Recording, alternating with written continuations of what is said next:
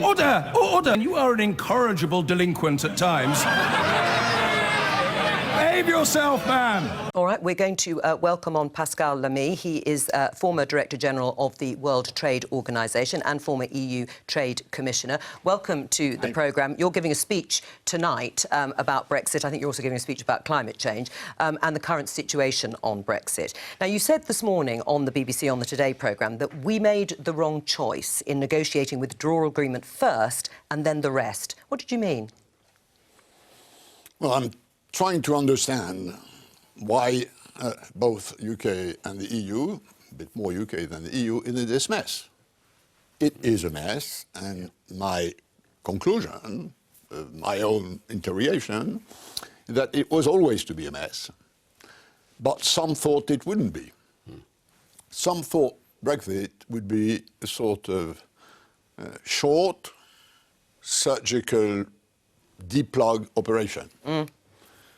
That was not to be. And that's you, Brexit Duncan has Smith? always been, and we should have understood that on both sides, by the way, better at the beginning, a long, painful, unscrambling process. Right, well, that was you, wasn't it? Well, actually, I agree with Mr. Lamy. I think the important point was the biggest mistake was made was right at the beginning when the EU and the UK agreed to put the withdrawal process first and separate that out from any kind of future relationship. I spent, a week and a half ago, I spent 2 hours with Mr. Barnier and his team talking about how you can unscramble this separately, and I made a proposal. The point is... But did you think, first of all, did you think it was going to be simple, surgical and easy?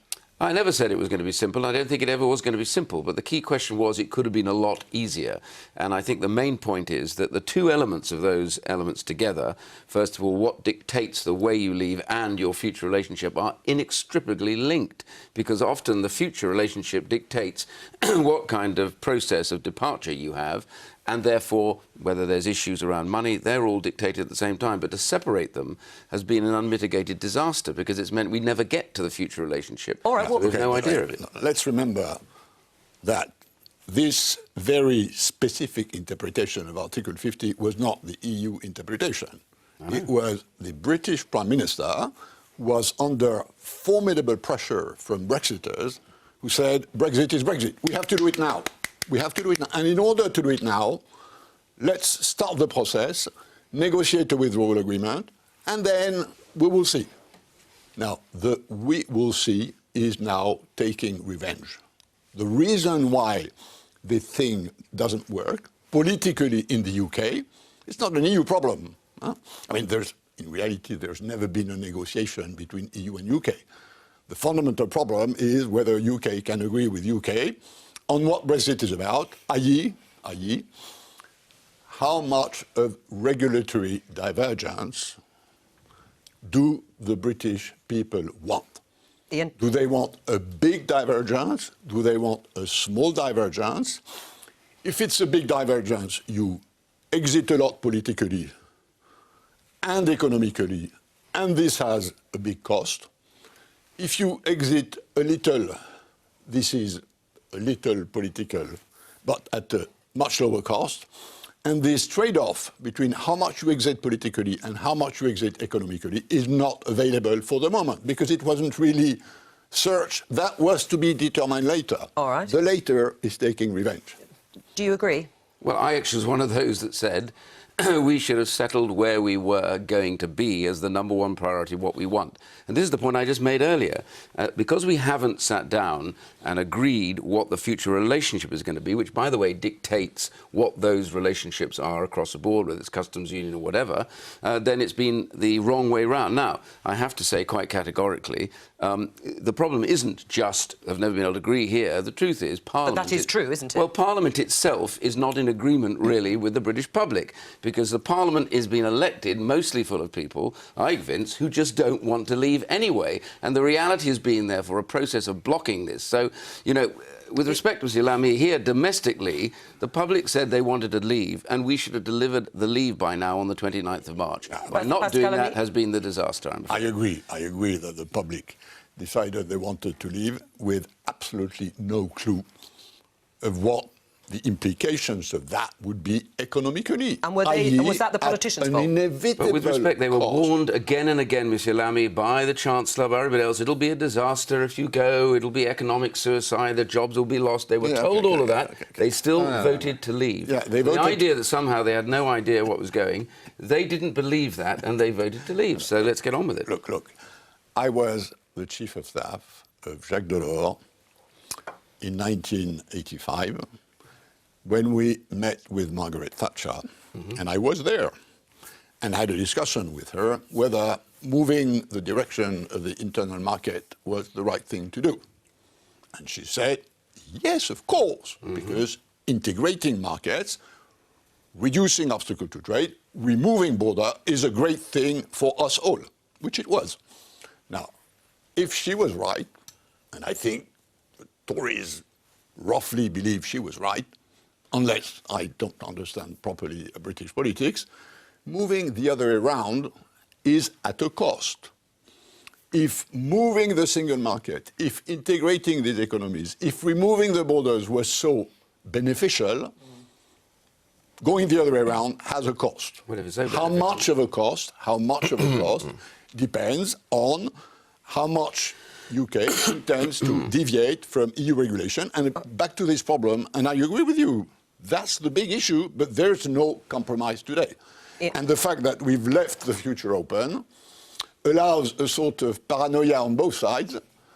Brexiters believe they will be cheated, and Remainers believe they will be cheated.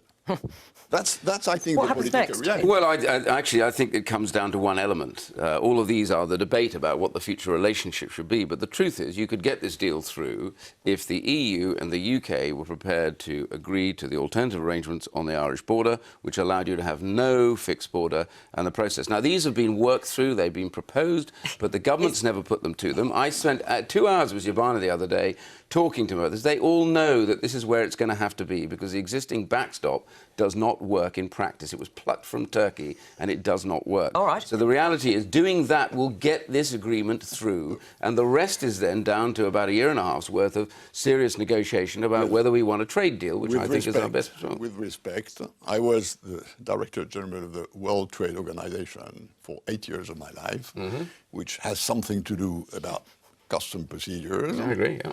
And this notion that exiting the internal market implies no border on Ireland is pie in the sky.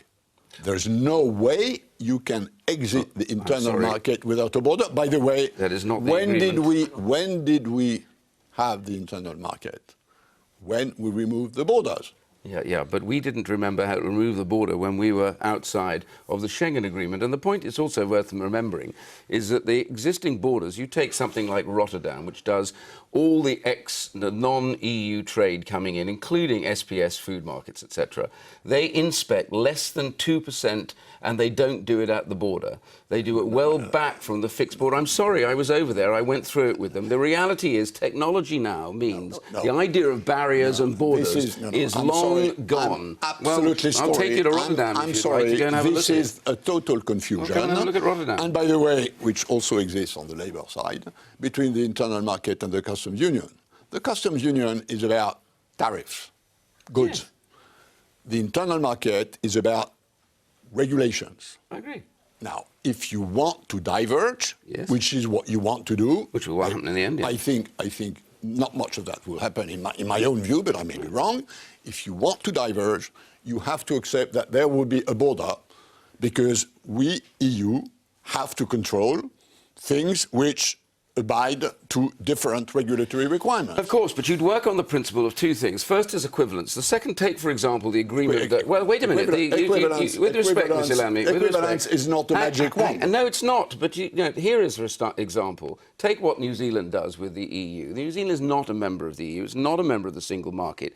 Its foodstuffs are not inspected here because why? They trust and agree that in New Zealand, the inspections that bring their standards right are at the same level or better than that of the EU, and they agree that that is done at the point of departure. They are not done at the border. So the idea of this being a border point is completely incorrect. No. It's not completely incorrect. I'm sorry. I agree that if you want trade to flow as nicely as possible. Many of customs procedures have to be moved upstream, but you still need a border to check that this is the case. But the border is not... The point Right. is that our thing is not there. The Of course border it is. is a notional process that is about equivalence and agreement, not specific border checks. But I mean, No, we'd agree about that, I think. No. What I will agree with is that equivalence is not a magic wand. You only accept equivalence if you trust and if your collective preferences are harmonized. I agree that, for instance, on beer, there is nothing that really says how you produce beer in the European Union. So there's beer in Belgium and in Bavaria and in Scotland. Yeah. And if beer is good for Scotland, it's good for Bavaria. Now, that is okay. Yeah. It's not going to be okay about GMO food or about chlorinated poultry. I'm sorry about that. We will not accept GMO food. Fine. If I don't know whether or not, but if you want to accept chlorinated poultry or GMO food, there will be a border and cost at the border. By the way, the EU accepts chlorinated salad anyway, just out of interest. Who will put it up, though, Pascal Lamy? Who will put up the border? Because the UK says they won't erect a border and doesn't want a hard border. The EU has pretty well said the same. The World Trade Organization won't be putting up a border, will it? And so did Mr. Bradford, by the way. The border is something you need to protect your consumer, your citizens, from risk of imports that do not fit with your regulatory purposes. Yeah. Take the example of environment, for instance. Yeah. We have a relatively hyper environment protection standards in the European Union. If the UK exits and wants to move down, there will be controls at the border that environmental goods or even services are fit. But that is not done at the border. Anything like that is done at the point of departure and the point of arrival. All right, while you're arguing, you do it for others like New Zealand. I'm going to bring Vince. Look at what happens. But, sir, can I just say, I mean, it is a very instructive conversation, actually, which is why I didn't interrupt. But, you know, Mr. Lamy is a public servant, right, who has headed the World Trade Organization for 8 years, actually understands trade law and trade procedure, which is why all this simplistic Brexit stuff is so completely abstract. But what Iain can't get away with is just trying to say, well, it's all the fault of Parliament and people like me. I've been completely open and honest about the Liberal Democrats' opposition to Brexit from day one. We're not dissimulating in any way, whatever. But what Mr. Lamy has brought out with crystal clarity is that we're not dealing... You know, Brexit isn't a binary issue. You know, you're in or you're out. We've got a whole range of Brexit options. That is the single point. And that is why Parliament is paralysed, because the Brexiteers cannot agree amongst themselves what form of Brexit they want. And that's why we're having these elections. That's why we're in a complete bind. All right, well, let's sort of move further, if you like, into the elections that are coming up, local and European elections. Is it trade that's talked about on the doorsteps with Brexit? Did you notice in all your discussions that you've had with local constituents that this argument that Iain Duncan Smith and Pascal Lamy are having, was that something that people knew about? No. Right. Surprise. We did two big kind of in-depth features at the weekend about particularly about local elections, and the first one was speaking to people in the parts of Greater Manchester where virtually nobody votes, up to kind of 82-83% of people. What was really noticeable, I think you can sometimes overstate how much local elections are a proxy for the national picture. This time, though, it was quite striking that people were talking about Brexit on the doorstep. They were, or certainly in Leave areas anyway, people are talking about Brexit. And when we asked people why they weren't voting, whereas in previous years they might have just said, oh, you know, there's no point, I don't like politicians. This time it was, I voted in 2016, nothing has happened, I'm not going to vote again. And we had a lot of people saying, we're never going to vote again. I think that you're absolutely right. I think the big issue is the distrust in politicians. It's that thing of, but I haven't seen anything happen. And the problem is, locally, you have that issue of the pothole that wasn't dealt with, or that other problem that you've spotted and you've seen, and it's still a problem. So you get that general distrust of, well, nothing happens at a council level, nothing's happening at a national level. Does anyone really listen to me, and does anyone really care what I think? And I think austerity feeds into that as well, because councils have been underfunded now for the best, well, at least have had their budgets reduced over the course of nearly a decade. So councils are themselves less able to do the things that they used to be able to do. So, you know, say you vote for a councillor and the councillor gets in, they're probably less likely to be able to fix whatever the thing was that you were annoyed about in the first place than they would have been 10 years ago. And then that's compounded by what's going on in Westminster. Do you think Brexit's going to happen, Pascal Lamy? I mean, I've probably changed my mind 24 times since... In the last hour? Since the referendum took place. I mean, and where are you today? No, look, my heart is, of course, not with Brexit. But I have to work with my expertise and my guts. I think the likelihood of non-Brexit is low, but higher than it was a year ago.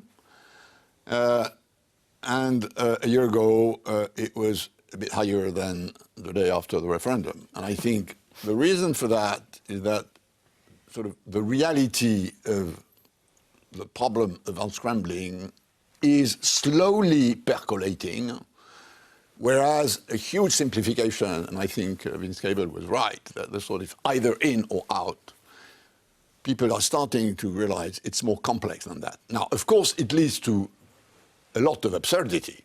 The fact that UK, who voted to leave in June 2016, is now having to vote to elect European parliamentarians a month from now, because this is the law. And it's the law that UK people, as long as UK have the right to vote. I mean, this is, frankly speaking, this is absurd.